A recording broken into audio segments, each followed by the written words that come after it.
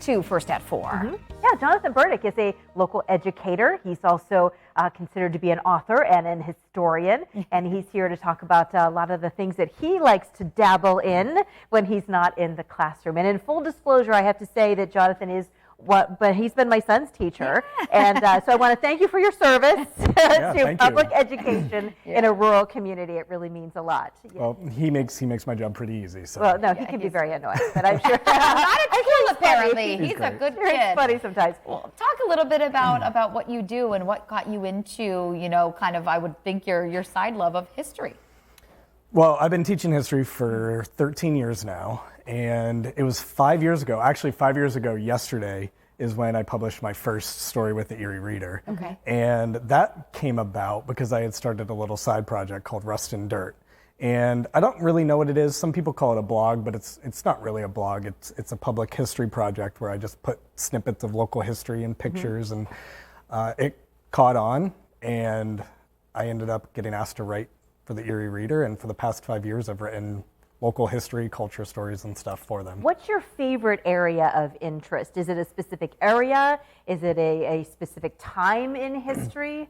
So my expertise is definitely like post-Civil War American history, but the great thing about history is, and I think it's why I like it so much, is I can study anything that I want to, and I really enjoy that part. So I've done stuff from like the founding of Erie all the way through like the 1970s and 80s and everything in between. I love the name of, I like how you call it a project, Rust and Dirt. How did that come about? So Rust is from the Rust Belt, and then the dirt, I grew up in a dirt road out in outside of Cambridge Springs near Cusawago. Okay. So I just kind of combined Rust Belt with the dirt road, and that's where that came from. What's the most interesting thing that you have learned since you started Rust and Dirt?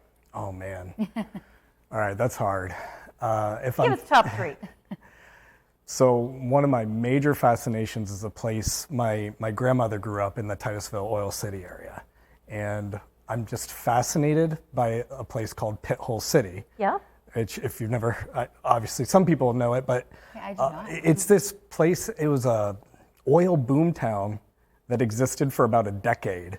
And they built, thousands of people moved there for like an oil rush, and then the town just disappeared. And there's almost nothing left there, but it's ripe for an HBO miniseries. Like I can picture it. I've already got it casted and everything in my head. You put it out there. Yeah. Got to manifest Where did they go? Yes, as a child, we took field trips to Pit Hole, and you stand there looking at nothing. Yep. Like, oh, okay.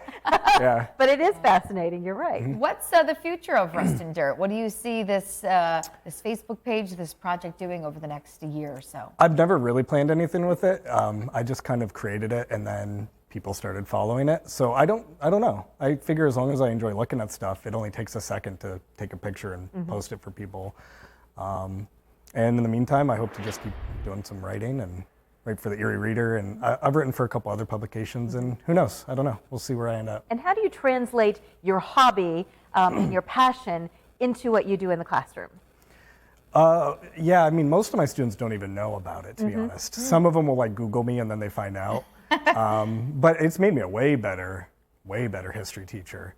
I studied history at Slippery Rock, and they taught me a lot about how to incorporate public history and local history. So when you're teaching these big ideas, you can kind of bring it down to like a smaller, something that they can kind of understand a little better, because it's something that took place in their backyard, or they recognize the places or the road names.